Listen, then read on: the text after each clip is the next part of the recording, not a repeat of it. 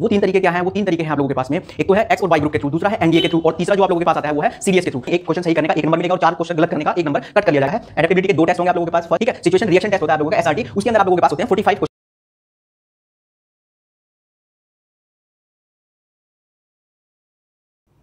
Hello दोस्तों, variation classes के YouTube channel पर मैं अजय धीमान आप लोगों का स्वागत करता हूं।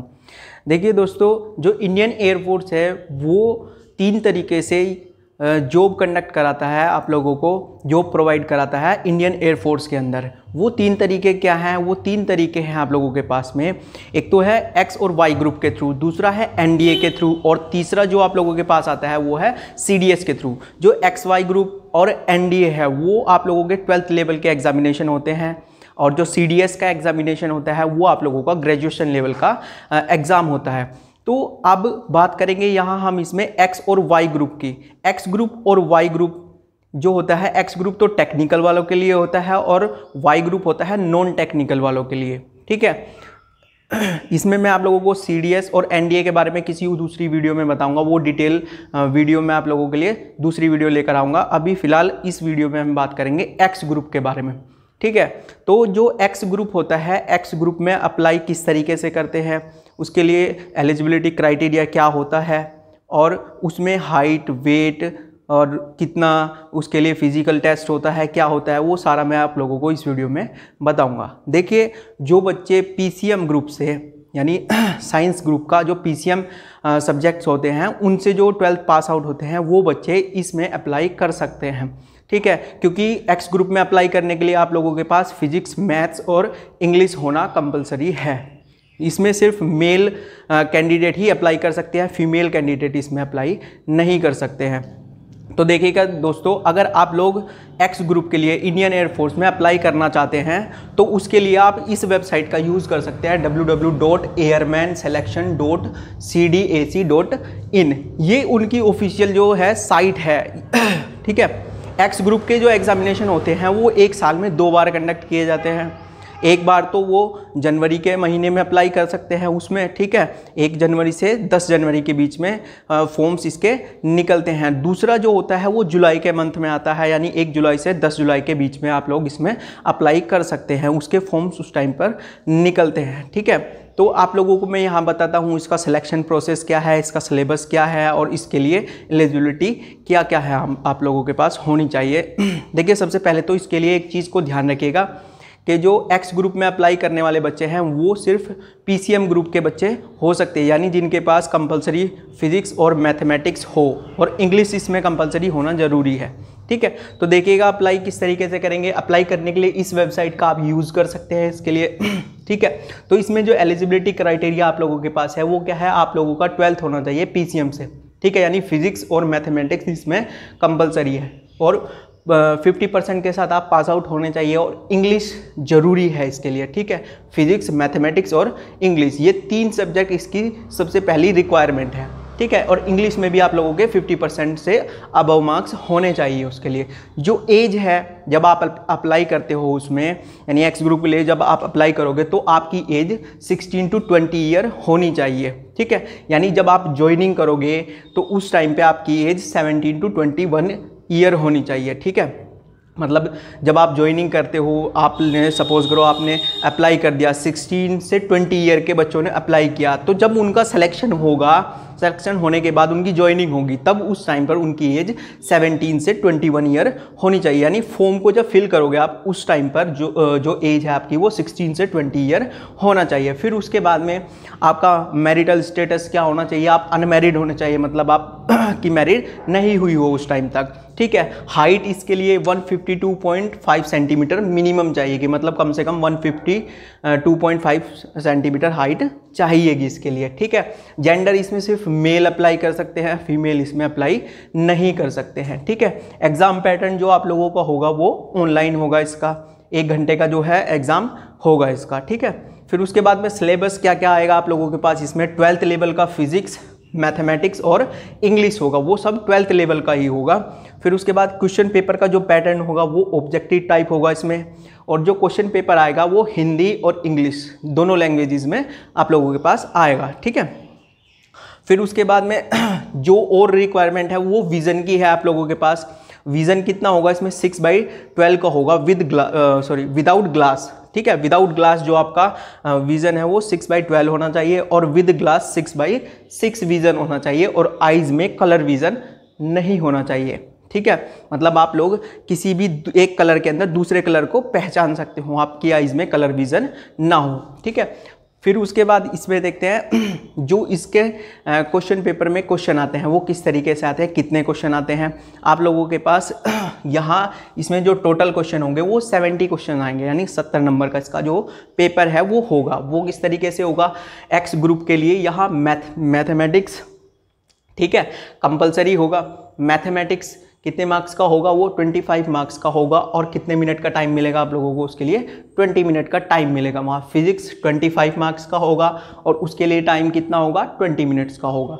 इंग्लिश के लिए 20 क्वेश्चन होंगे, ठीक है, यानी ये जितने मैंने आप लोगों को बताया यहाँ 25 क्वेश्चन होंगे 25 मार्क्स के, यानी एक क्वेश्चन 1 नंबर का होगा। यहाँ फिजिक्स के भी 25 क्वेश्चन होंगे और 20 मिनट का टाइम होगा। इंग्लिश के 20 क्वेश्चन होंगे और 20 मिनट का टाइम होगा, यानी क्वेश्चन आप लोगों के पास टोटल कितने होंगे, 70 क्वेश्चन होंगे और टोटल टाइम कितना होगा वहाँ 60 मिनट, यानी 1 घंटे का आप लोगों के पास टाइम मिलेगा। और देखिए इसके जो एग्जामिनेशन है, इसके एग्जामिनेशन की एक खास बात ये है बच्चों, आप लोग जब ऑनलाइन एग्ज़ाम देंगे तो उस टाइम पर क्या होगा, आप लोगों के पास ऑनलाइन जब आपका टाइमिंग शुरू हो जाएगा उस टाइम पे ऑनलाइन एक स्लाइड खुलेगी आप लोगों के पास। वो स्लाइड या तो मैथ्स की पहले आ सकती है, फिजिक्स हो सकता है या इंग्लिश हो सकता है, ठीक है। तीनों में से कोई भी एक स्लाइड आप लोगों के पास पहले ओपन होकर के आ जाएगी। जैसे सपोज करो मैथ्स की स्लाइड आई, आप लोगों के पास 25 क्वेश्चन होंगे और कितना टाइम मिलेगा आप लोगों को, 20 मिनट का टाइम मिलेगा, यानी वो 25 क्वेश्चन आप लोगों को उस 20 मिनट में सॉल्व करने पड़ेंगे, ठीक है।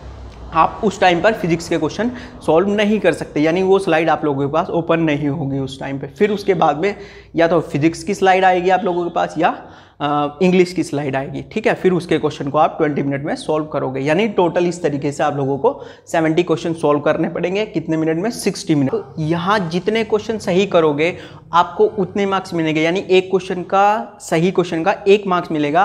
अगर आप क्वेश्चन गलत करते हो, यानी नेगेटिव मार्किंग इसके अंदर है, अगर आप एक क्वेश्चन गलत करते हो तो आपका 1/4 मार्क्स क्या कर लिया जाएगा, कट कर लिया जाएगा इसके अंदर, ठीक है, यानी नेगेटिव कर दिया जाएगा। अगर आप 4 क्वेश्चन गलत करते हो तो आपका 1 नंबर कट कर दिया जाएगा उसके अंदर, ठीक है। 1/4 मार्किंग का मतलब क्या है, अगर 4 क्वेश्चन गलत करते हो, ठीक है, ये आप लोगों ने गलत कर दिया तो आपका 1 नंबर माइनस कर दिया जाएगा उसमें, ठीक है। ये आप लोगों के पास इसका जो पेपर का पैटर्न है वो है, ठीक है, यानी एक क्वेश्चन सही करने का 1 नंबर मिलेगा और 4 क्वेश्चन गलत करने का 1 नंबर कट कर लिया जाएगा। 1/4 मार्किंग होगी इसके अंदर, ठीक है। फिर अगर आप ऑनलाइन टेस्ट पास कर लेते हैं तो उसके बाद आप लोगों का फिजिकल फिटनेस का टेस्ट होता है, ठीक है। फिजिकल फिटनेस का जो टेस्ट होगा उसके लिए आप लोगों को क्या होगा, यहाँ 1.6 किलोमीटर की रेस होगी, वो भी 6 मिनट में, ठीक है। फिर 6 मिनट 30 सेकंड में। उसके साथ ही आप लोगों को वहाँ क्या करना पड़ेगा, 10 पुशअप करने पड़ेंगे, 10 सीटअप्स और 10 स्क्वाट, यानी उठक बैठक आप लोगों को वहाँ करनी पड़ेगी, ठीक है। फिर उसके बाद आप लोगों के पास जो दूसरा इसी फिजिकल फिटनेस के साथ ही टेस्ट होता है वो होता है एडेप्टेबिलिटी टेस्ट, ठीक है। एडेप्टेबिलिटी फर्स्ट टेस्ट होता है। एडेप्टेबिलिटी के 2 टेस्ट होंगे आप लोगों के पास। फर्स्ट एडेप्टेबिलिटी टेस्ट के अंदर आप लोगों के पास एक होता है DFT। DFT मतलब डायनेमिक फैक्टर टेस्ट, ठीक है। डायनेमिक फैक्टर टेस्ट के अंदर आप लोगों के पास 20 क्वेश्चंस आते हैं, वो इंग्लिश से रिलेटेड क्वेश्चन होते हैं, यानी ग्रामर के क्वेश्चन होंगे और वो टेस्ट ऑफलाइन होगा आप लोगों का। 20 क्वेश्चन आप लोगों को वहां दिए जाएंगे और आप लोगों को 20 क्वेश्चन 15 मिनट में सॉल्व करने पड़ेंगे, यानी टिक लगाने पड़ेंगे, वो भी ऑब्जेक्टिव टाइप क्वेश्चन होंगे, ठीक है। फिर उसके बाद आता है SRT मतलब सिचुएशन रिसर्च टेस्ट, ठीक है, सिचुएशन रिएक्शन टेस्ट, ठीक है। सिचुएशन रिएक्शन टेस्ट होता है आप लोगों का SRT। उसके अंदर आप लोगों के पास होते हैं 45 क्वेश्चन और उसको आप लोगों को सॉल्व करना होता है 30 मिनट्स के अंदर, ठीक है। यानी आप लोगों के पास सिचुएशन रिएक्शन टेस्ट होगा, मतलब वहीं के वहीं जो टेस्ट होगा वो 30 मिनट का होगा और उसके अंदर आप लोगों के पास 5 से 6 क्वेश्चन रीजनिंग के आते हैं, ठीक है। रीजनिंग के क्वेश्चन आप लोगों को सॉल्व करने होते हैं और बाकी क्वेश्चन होते हैं रिएक्शन पे बेस्ड, ठीक है।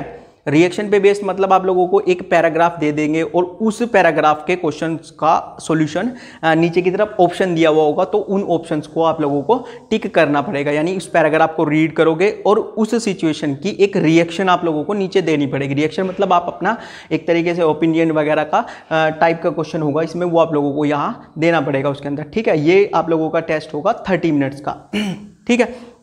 फिर उसके बाद आप लोगों के पास क्या आता है, एडेप्टेबिलिटी सेकंड टेस्ट होता है। ये क्वालिफाइंग टेस्ट होता है, इसके मार्क्स तो आप लोगों के टोटल में ऐड होंगे, लेकिन जो एडेप्टेबिलिटी सेकंड का टेस्ट होगा वो आप लोगों का क्वालिफाइंग होगा, ठीक है। उसके अंदर आप लोगों को अपना एक इंट्रोडक्शन देना पड़ेगा। आप लोगों को वहाँ एक पेपर शीट मिल जाएगी, उसके ऊपर आप लोगों को 1 या 2 मिनट के अंदर अपना इंट्रोडक्शन देना होगा, पूरा बायोडाटा देना होगा, ठीक है। और उसके बाद ग्रुप डिस्कशन होता है वहीं पे।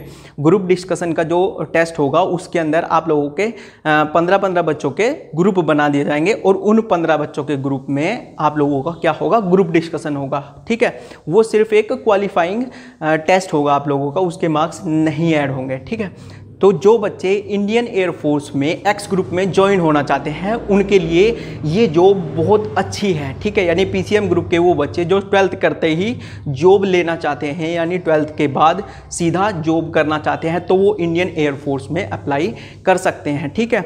दोस्तों आप लोगों को मैं ये बात बता दूं यहाँ कि जो नॉन ऑफिसर रैंक की पोस्ट होती हैं, ठीक है, नॉन ऑफिसर रैंक के जो इसके अंदर पोस्ट होती है उनको क्या बोलते हैं, इंडियन मतलब पूरे का पूरा इंडियन एयरफोर्स, इंडियन आर्मी और इंडियन नेवी के अंदर, ठीक है। नॉन ऑफिसर जो होते हैं इंडियन आर्मी में उनको बोलते हैं सोल्जर, ठीक है। उसके लिए जो रैली भर्ती होती है उनके टेस्ट होते रहते हैं, जनरली कहीं पे भी हो जाते हैं वो जल्दी से, ठीक है। तो उनकी जो भर्ती होती है इंडियन आर्मी की वो ओपन भर्ती होती है, ठीक है। लेकिन इंडियन नेवी और इंडियन एयरफोर्स के अंदर टेस्ट के थ्रू ही भर्ती होती है, ठीक है। तो इंडियन आर्मी में नॉन ऑफिसर्स को क्या बोलते हैं, सोल्जर बोलते हैं। इंडियन नेवी के अंदर उनको सेलर बोलते हैं, ठीक है। और इंडियन एयरफोर्स के अंदर उन्हें क्या बोलते हैं, एयरमैन बोलते हैं, ठीक है।